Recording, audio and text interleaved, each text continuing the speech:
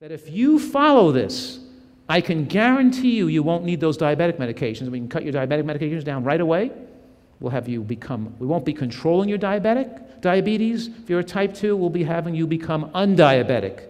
And you'll get dramatic results that'll add many years to your life and prevent you from developing blindness, leg amputations, kidney failures, and all these horrendous tragedies that befall people with diabetes. And it could be tremendously motivating. I remember once I had a patient who was sent to me by an endocrinologist. His blood sugar was 400 to 500, and he was on about 300 units of insulin a day. I said, what? And plus oral medications too. This guy got off his insulin completely in the first month. The huge guy. Already had his toes cut off, by the way. The doctor that sent him to me wasn't the diabetologist or endocrinologist. They never send me their patients, because they know the minute they do, they lose the patient.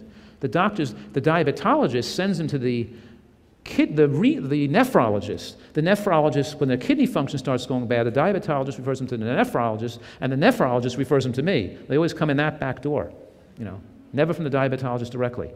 And of course, the guy's kidney function get better. I remember one story where this lady, her name was Janet, she was a school principal. She went into the emergency room with a complication of her diabetes. She was a lovely lady, and the emergency room doctor liked her so much that he whispered in her ear, "Don't tell anybody, but go see Dr. Fuhrman. But don't tell anybody I told you that."